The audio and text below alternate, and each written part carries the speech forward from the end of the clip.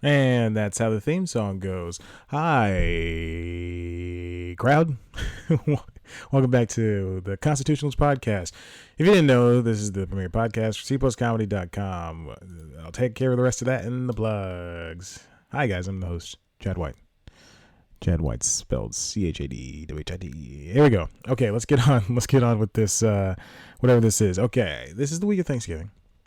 It's a happy time. It's a time where everybody looks forward to the 2 days that they usually get off. Sometimes it's me, usually just one. So actually, last Thanksgiving I worked. Oh my gosh, jeez Louise, working at Kohl's, shoveling down clothes and stuff to the toys and the electronics that people didn't need, to the poor fat suckers that were just waiting outside. And I think. Yeah, and I was working at Kohl's. Yeah, it was not a fun time. Did not like it.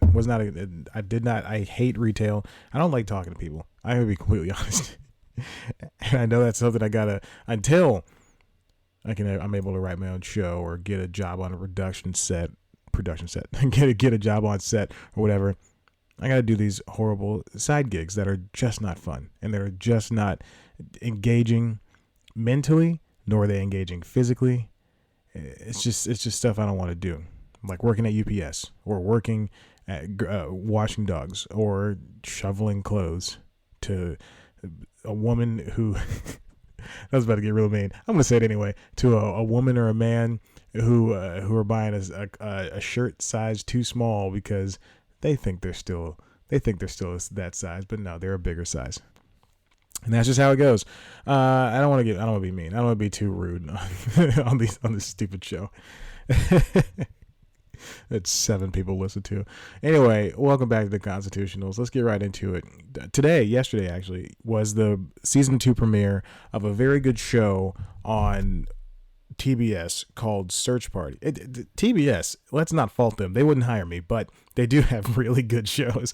They do have really, really, really good shows. They have Search Party. They got Conan. They got Full Frontal with Samantha Bee.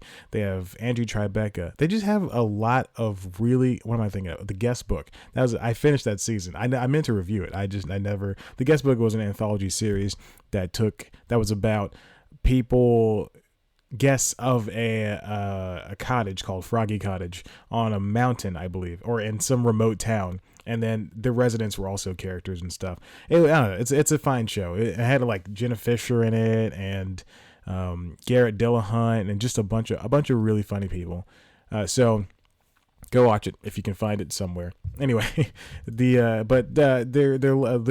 latest season premiere they had this week was Search Party. Search Party starring Alia Shawkat and John Early and Brandon Michael Hall and 2 other people whose names I do not know, but they're really good. It's a show that really grew on me, and I'm not gonna lie, I did not like it when the series premiered.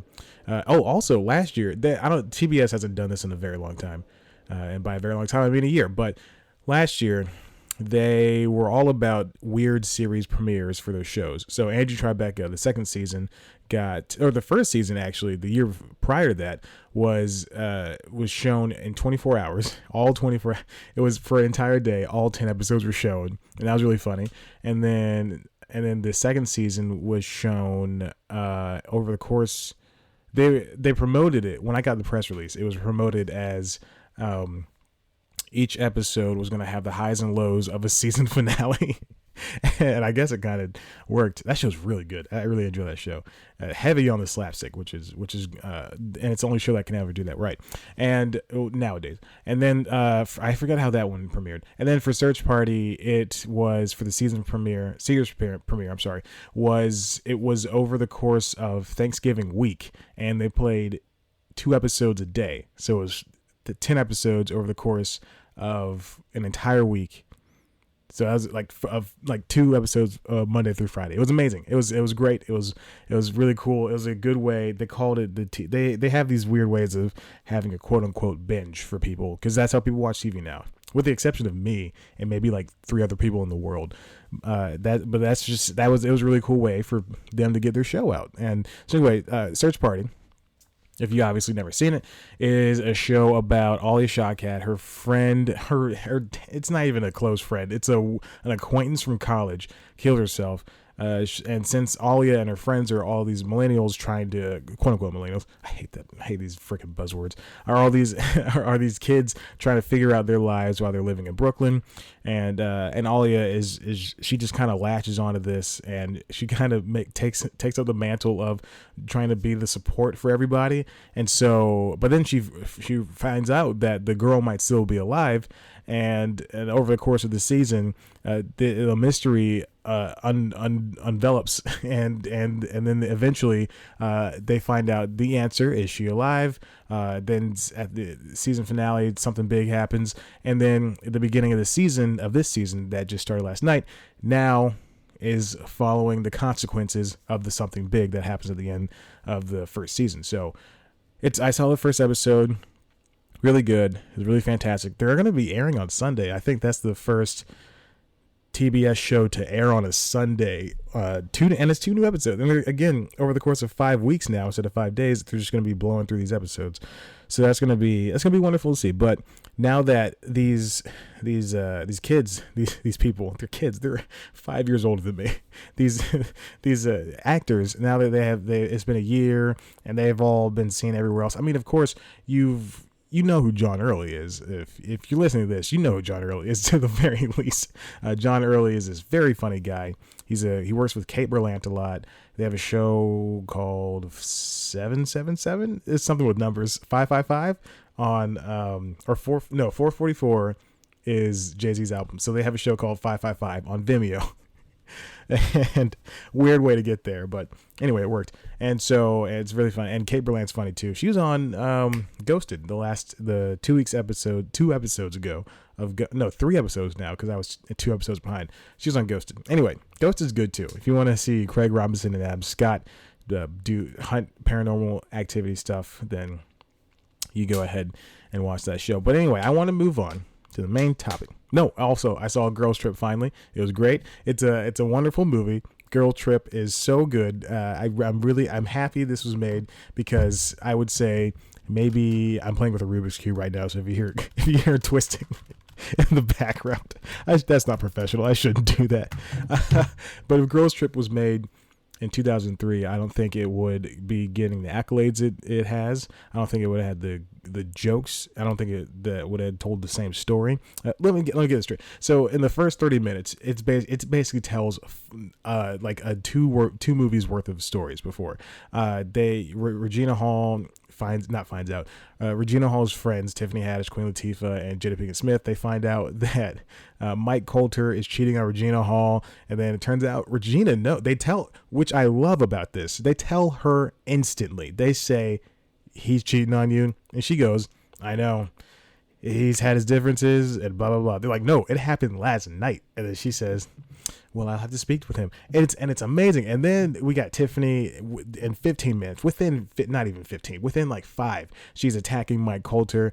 And oh my God, it's amazing. The way they subvert the regular story tropes of, oh, we got to hide the secret from her. Oh, we're friends, but we're not really friends anymore because they kind of broke up, blah, blah, blah. Anyway, it's all good. It's wonderful. I wonder who wrote that movie, because, and if they ever do a Girls Trip 2, watch this week's episode of News Time, and I've made a joke about it. Girls Trip 2, let's see.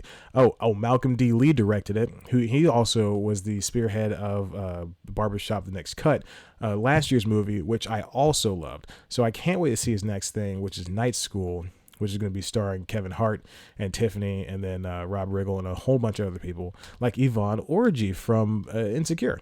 So anyway, so I like this Malcolm D. Lee guy. He has a lot of good movies, a lot of movies I don't care about. Undercover Brother, great. Roll Bounce, don't care about. So it goes on like that. Let's see who wrote this. Kenya Barris, good for him. Good for Kenya Barris. And Tracy Oliver, I don't know who that is, but there's a lot of, when I was watching the movie on Sunday morning. Oh, also another thing. What's it called?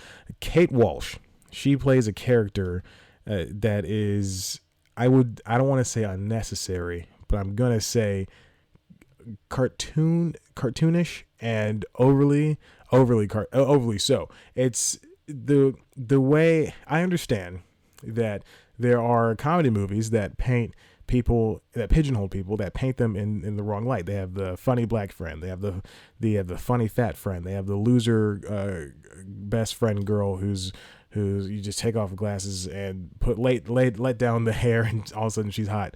But I really wish that, with as smart and as funny Kenya Barris is on the show Blackish, which I literally just got done watching the Monopoly episode, I really wish they would have taken a better route with her. They didn't have to make her a cartoon in her own right. It just didn't make sense, and it was kind of ignorant in the way they did so. And they could have just made her a business agent who was just wanting to be best friends, instead of a business agent who's trying to get down the black lingo, because again, that was just too much. But anyway, the movie was shot in New Orleans. It was shot and then at Essence Fest, and then they have this. But here's the thing: I want to know if they actually went to this festival, or if they set everything up and rented out not Mercedes-Benz Stadium, that's in Atlanta, that's here, the Superdome, which is also sponsored by Mercedes-Benz. I want to know if they rented out the Superdome, and then they also got people like Mariah Carey, Faith Evans, Morris Chestnut, Common, Estelle, Diddy, Maxwell, Ava DuVernay. They got these people. They got all these wonderful, amazing, huge, talented people for 5 seconds and no lines in the movie. They shot their faces, and then that was it. I want to know how it's going down. That was really cool, and I think I really want to know the behind the scenes of it, because that's something that might be something that's on the Blu-ray. So we'll see. Anyway, it was a good movie. Watch it. I also watched Annabelle Creation, and I'm a huge sucker for the Conjuring series. The Conjuring 1 and the Conjuring 2 are fantastic movies. Oh my God, they're so good. Such good horror movies that are just done right. And Annabelle, the prequel spinoff, is a decent movie. I really liked it a lot when I watched it, and I saw Annabelle Creation. I'm not gonna lie, I had a 9-hour workday watching dogs, and I rented this movie. I started watching around 9:30, which is a horrible choice on my decision, not because it's scary, but because I was extremely tired. And I would say, the first half hour, I felt good. The next 40 minutes, I said I gotta lay down because I'm gonna pass out. And then once 11 o'clock hit, I thought to myself, I'm not gonna make it through this movie. And the movie is very long. It felt long. 11:15, I started falling asleep during the climax, and it's loud. I have a sound bar. It's very loud. It's just blasting and blaring. And I'm just falling asleep, and I'm going, oh, this is a good movie. And I fall asleep. I wake up during one of the characters are running downstairs, and I go, I gotta turn this off. Turn it off. Wake up Sunday morning very early, like 7 o'clock, and I start watching the movie again. A horror movie on a Sunday. It did not feel apropos of anything. So I don't think I used that right. So I finished the movie. It was great. I liked it a lot. It really tied into the first Annabelle movie, which was, I gotta be honest, I don't remember anything from it, but I remember liking it. So there we go. But yeah, it's great. Okay, let's get to the main topic. The main topic is shows that influenced my writing. So, as you know, if you know me, you 7 listeners, I want to be a screenwriter. Television screenwriter or a movie screenwriter. Well, both would be great. And I'll even take web. And there's a lot of show. I watch a lot of TV because I just want to know how other creative people do their work. And so, and I read a lot of scripts too. I don't read a lot. I read some scripts, mini scripts. And so there's a difference between my favorite shows and then the shows that I watch constantly to just get a gauge in their work. For me, one of my favorite shows is The Simpsons, of course. So, and then I guess that's kind of the show that really got me wanted to write. But for The Simpsons, there are just so many what's it called? Aspects of that show. Couldn't think of one simple word. So many aspects of that show that just make it so worthwhile to watch, because from the earliest to even last night's episode in season 29, there's in which they referenced an early episode. It was about the pen pals coming back together to cheer up Mo. Anyway, so it's a bowling team, and so. I just the way it just even the not so good episodes, even the great classic quote unquote golden year episodes, there are just so many things that you can take away from watching the show. Whether it's a joke, whether it's character arcs, whether it's how Marge and Homer interact with each other, or how the parents interact with the kids. It's just a very good show. And then also when you also watch one of my other favorite shows, Happy Endings, on top of that, then you've got since this is not a cartoon family, they're not beholden to the cartoon world. Even though they're still allowed to tell cartoon jokes, the characters in Happy Endings are able to build upon one another, and they work off these sometimes season-long arcs that are only hinted at in one or two episodes throughout the season, but still it all works together. So you've got Brad. He loses his job in season 3, but then he finds a new job, and he's happy in that job. And then you've got Alex and Dave. Maybe will they get back to they break up at the beginning of the series. They're the catalyst for the entire show, and then eventually they get back together. And then there's even hints of Dave and Penny, but then that never works. So it's just those are two great shows. But then I also, when I sat down and I wanted to think about this, and I consistently watched these shows, I thought, who are these people that really helped me want to become the better writer? And so last week, I'm going to jump around here. Last week, the season finale of You're the Worst came on, and it was a 2-part season finale. And all this season, we've had Jimmy and Gretchen. Jimmy last season left Gretchen on top of a hill after proposing to her, and then now we've got this entire season, a long arc of which has happened before. I'll get to that in a second, but of what's her name? Jimmy and Aya Cash. I would use the actor's name. Aya Cash. Aya Cash is just doing a monster work, because she's got to pretend that she's not hurt by Jimmy, but then when Jimmy comes back, then Aya Cash is just in his face screaming, because the only thing that he can think of to say to her is, hey, ... hey, ellipses. She shows up, hey, ellipses. And now we got this entire arc of her sleeping with this new guy, and then getting close with his daughter. And then we got Lindsay becoming an adult and saying, hey, you're going to hurt this guy's daughter's feeling, so you have to end a relationship. And I don't know, it's just amazing. And then we got Edgar stuff, and him trying to fit in with at a writers with one of Doug Benson's writers. It's just insane, and the character interplay is amazing, and the story is great. Even if the AV Club, one of the reviewers doesn't like the show, and I honestly don't know who reviewed the show, so maybe it was Vikram, I don't know. But You're the Worst is good. They did not like the show. They just didn't they didn't approve of a lot of the plotting stuff that was going on. So anyway, that was just to save my butt, because I don't want to get caught talking out of my butt. And so then that's You're the Worst. And then How I Met Your Mother is just another wonderful show, even though it was a CBS show and it wasn't shot in front of a live audience, and it had a laugh track.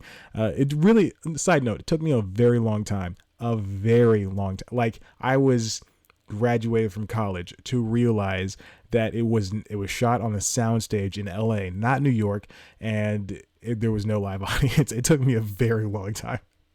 I am so dumb, but when you're so into a show, you just kind of throw away those inhibitions and you think, man, they're doing this live. This is great, blah, blah, blah. But How I Met Your Mother is just another thing. They had, again, season-long arcs. You're able to work with these characters, and they did this and this is all done on broadcast. If you can turn a show into this behemoth on broadcast, then that's amazing. That's amazing work. And conversely, when you have Crazy Ex-Girlfriend, which I just got done watching the latest episode, I really enjoy it. So this is something that Crazy Ex-Girlfriend and You're the Worst have done. They, much like Pixar, are unafraid to damage one of their characters for an extended period of time. For You're the Worst, Aya Cash was sent into a depression in season 3, I think. She for the entire season, she was on it. She was on basically essentially on Jimmy's couch, just laying in a blanket, and she made it work. The script made it work. Stephen Falk's script and directing sometimes made each episode work because it was dark and it was sad. And then we've got composition from Adam Blau, who I interviewed, so go listen to that, go read that. Sorry. It all worked in a great way. And then we've also for Crazy Ex-Girlfriend, Rachel tried to kill herself in the last 2 episodes, and for a long time it was touch and go there in the climax of the episode before last, where no one knew if, I mean, obviously she was going to save herself. She's not going to die because it's Crazy Ex-Girlfriend. What's that show without Rachel Bloom? Rebecca Bunch, sorry, I don't know why I use her real name. So then this latest episode is the fallout from that. So at this point you have, is she going to be this person? Who is she? How do we help her? This is her friends talking. How do we help her? You have Valencia breaking down in the last few minutes of that episode, saying, "You're the best. You're the best friend I ever had. I never had a friend like you, and I don't know what happened in my life if I didn't have you in it." And then you've got this very real answer from Rachel going, or Rebecca, Jesus, Chad, she shouldn't have RB. You got this very real answer coming from Rebecca saying, I don't know, I can't promise you that I won't try to commit suicide again. It's just amazing. It's it's very respectful of at the end of last episode, the episode before this last one, there was one of those old timey PSAs say, if you know somebody, or if you or somebody you know suffering from suicidal thoughts, call this hotline. So it was way better than Logic's song. So anyway, so those are a couple of the shows that really influenced me, based on their character work, based on their script work, sometimes even based on the directing. Because You're the Worst, How I Met Your Mother, a lot of the time, a lot of those episodes of How I Met Your Mother, even though I hate Zoe with a passion, if I could skip over each one of those Zoe episodes, oh boy, would I be happy. But a lot of the stuff that happens in The Simpsons, a lot of the longevity of The Simpsons, it's just, that's the stuff that I want for a show. That's the kind of show that I want. All these shows each embody something, a part of a show that I really want. For Crazy Ex-Girlfriend, I like how the once villain Valencia is now one of Rebecca's best friends. For You're the Worst, I love how they're able to, for Edgar and Aya Cash, I really can't remember Aya Cash's character name. Gretchen. For Gretchen and Edgar, Edgar has PTSD from the war and from Afghanistan. So for entire seasons, they're able to just cripple these people. And then for Happy Endings, they made it work. They made it work on ABC. They made all these weird jokes, all these jokes that are very dirty, but they get in right under the radar, all this character interplay. They made it work. And so that's exactly what I want in my own show. Moving on. Final thing, for last week, I was going on so long that I didn't forget. I just chose not to do this. Favorite comedians of all time. One of my favorite producers, his name is Mike Schur. If you have Schur, and I'm really having a tough time spelling it right now. Schur. That's what I did, you idiot. Okay, so Mike Schur, if you don't know who he is, he worked on The Office, Parks and Rec, Brooklyn Nine. He also helped create Brooklyn Nine, and now he's also working on The Good Place, and Master of None. He's one of the most prolific people on television at this point in time. So he was on SNL. Oh my gosh, he was a writer on SNL. Oh, from 97 to 2004. Good for him. God, Mike Schur is so cool. Anyway, Mike Schur is definitely one of the best voices behind the scenes in comedy today. You know, people, you can name, it's fine. You can name, Tina Fey, Robert Carlock. Those are one and the same. And you can name, I guess, Amy too, because she has Paper Kite Productions. You can name Mindy Kaling. I'm naming a lot of women. That's good for me. You can name anybody, man or woman. You can name anybody that's behind behind the scenes of comedy. But then you got to look at Mike. There's people like Mike Schur. They're comedians themselves, but they're they're producing comedians. So and he has hand in some of the, and I'd say 5 of the biggest comedy shows of the past, I guess, 2 decades. You know, The Office, Parks, Brooklyn, Master of None, The Good Place. If you haven't seen The Good Place, watch it. It's great. And so he's just one of, I don't know how he does it. I would love to sit him down and have a nice little conversation about him. He was born in Michigan, Ann Arbor. And I'm just reading. I just sat here and read his Wikipedia page. He's married to J.J. Philbin, Jennifer Philbin. She's also a screenwriter, and she's great. She's a funny person. Okay, anyway, that's all I want to say. So anyway, if you like this, and I pray that you do, pray that you liked it, you can head over to www.cpluscomedy.com for the latest news, reviews, features, interviews, and other good comedy bits only I can provide you with. You can follow me on Twitter at @ChadBlackWhite. Follow us on Twitter at @CPlusComedy. I did that backwards. I should have done CPlusComedy first and then me. You can also, on the website, we got interviews. We got features. Sometimes. Oh boy. We got reviews most of the time. Also, you can head to youtube.com/CPlusComedy for the latest episode of the premiere series for that exact channel, News Time. It's called News Time. It's a weekly news show. And God, you got to watch this. You got to watch this show. It's a weekly news show that I talk about some odd story.